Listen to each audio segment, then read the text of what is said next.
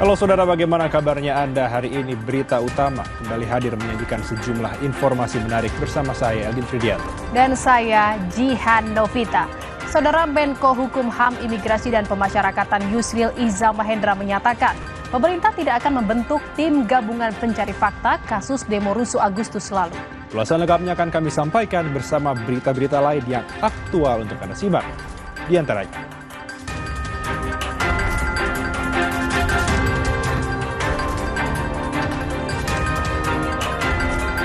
demi bisa pulang untuk menyusui sang anak yang masih bayi, seorang ibu nekat berenang menyeberangi sungai berarus deras.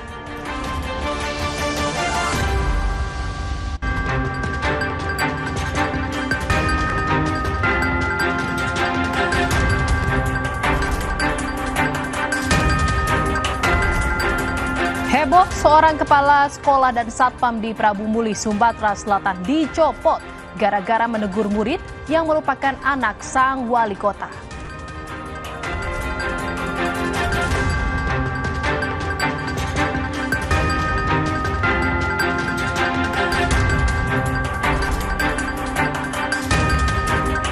Di akhir acara kami juga memiliki video pilihan 3 kapal kayu nelayan yang terbakar dan menewaskan 1 orang.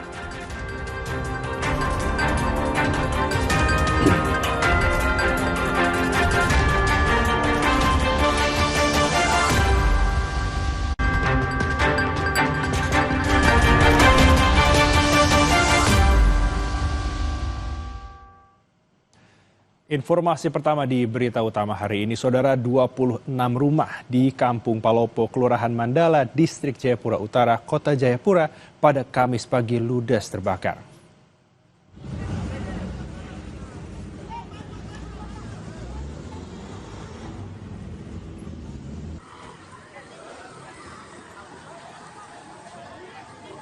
Saudara, api pertama kali terlihat dari salah satu rumah berlantai 2 yang berada di tengah pemukiman. Angin kencang dan material bangunan yang mudah terbakar membuat api menyambar ke bangunan lainnya. 3 mobil damkar dibantu 2 water cannon milik polisi diterjunkan untuk memadamkan api. Dugaan sementara, kebakaran disebabkan korsleting listrik. Kebakaran yang arah masuk ke SMA Gabungan ini guys. Informasi berikutnya, bentrokan antar 2 kelompok massa terjadi di Desa Labu Sango, Kabupaten Buton, Sulawesi Tenggara, Rabu petang. Keributan ini diduga dipicu sengketa lahan tambang yang masih diproses di pengadilan.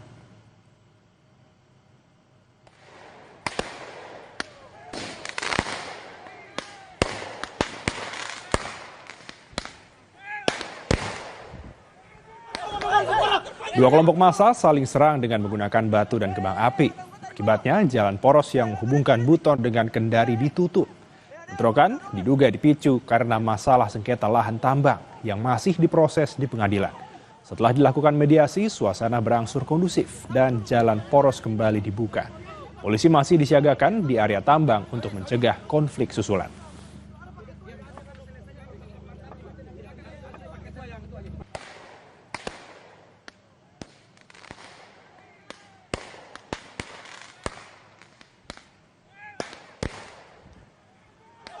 Beralih ke informasi lain, saudara, TNI Angkatan Darat memastikan Kopda FH dan Serka N, 2 anggota TNI dalam kasus penculikan dan pembunuhan Kepala Cabang Bank BUMN tidak dalam pengendalian atau perintah satuan.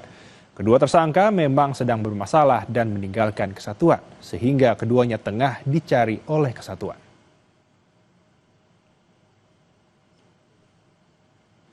Kedua prajurit TNI tersebut kini sudah ditahan di Polisi Militer Kodam Jaya atau Pomdam Jaya. Kedua anggota TNI tersebut melakukan penculikan yang menewaskan Kepala Cabang Bank BRI, Ilham Pradipta, atas kemauannya pribadi dan tidak dalam perintah atau pengendalian satuan. Selain itu, Kopda FH dan juga Serka N memang sedang bermasalah dan dicari oleh kesatuan.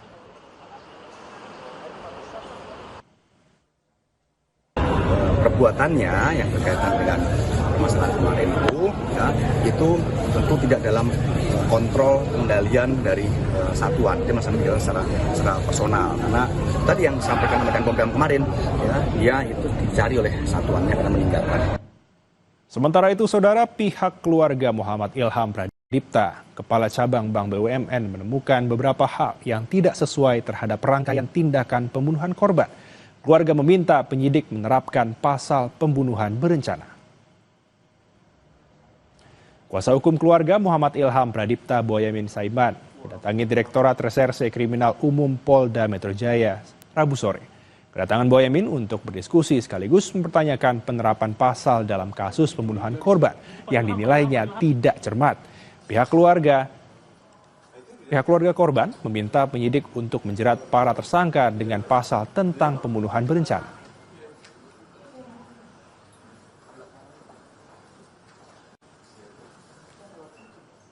Kalau kami kan jelas menginginkan pasal 340 pembunuhan berencana.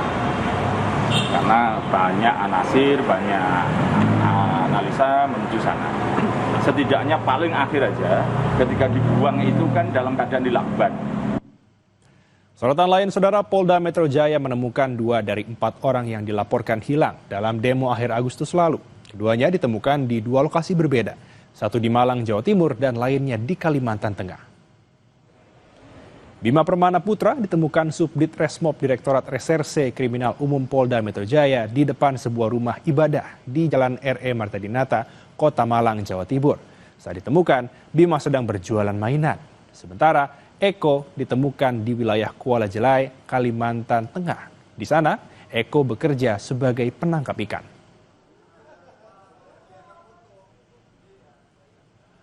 Mohon maaf sebesar-besarnya, terutama buat orang tua saya dan kakak saya telah pergi meninggalkan rumah tanpa ada kabar, tanpa pamit, dan saya mohon maaf atas kegaduhan yang telah terjadi di sosial media selama ini. Mohon maaf untuk ibu saya karena sudah membuatnya khawatir. Saya pergi tanpa memberi kabar, dan untuk teman-teman saya itu kendalanya handphonenya sudah mati, jadi nggak pamit. 2 dari 4 orang hilang yang dilaporkan telah berhasil ditemukan, yaitu saudara Bima Permana Putra, ditemukan oleh tim di Malang beberapa hari yang lalu, dan saudara Eko Purnomo ditemukan oleh tim di Kalimantan Tengah. Saat ini keduanya dalam keadaan sehat walafiat dan baik. Sebelumnya, saudara, Komisi Orang Hilang dan Korban Tindak Kekerasan Kontras melaporkan 3 orang masih belum ditemukan pasca aksi unjuk rasa akhir Agustus lalu. Angka tersebut merupakan data terbaru dari total 44 laporan orang hilang yang diterima posko pengaduan.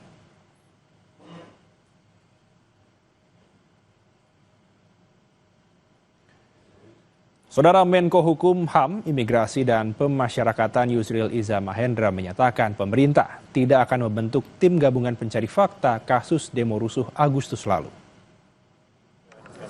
Pemerintah menilai TGPF kasus demo Agustus tidak perlu dibentuk karena sudah ada tim pencari fakta dari berbagai lembaga HAM. Menurut Yusril, Presiden mempersilahkan Komnas HAM dan lembaga HAM lain untuk melakukan pencarian fakta dari peristiwa unjuk rasa akhir Agustus yang memakan korban jiwa tersebut. Untuk membentuk tim gabungan pengumpulan fakta terhadap kasus-kasus demonstrasi yang berujung kerusuhan akhir Agustus yang lalu itu tidak perlu dibentuk menurut Bapak Presiden. Dan oleh karena 6 lembaga negara HAM yang dipimpin oleh Komnas HAM sudah membentuk tim penyelidik non-justisial independen, maka Presiden mengatakan bahwa silahkan.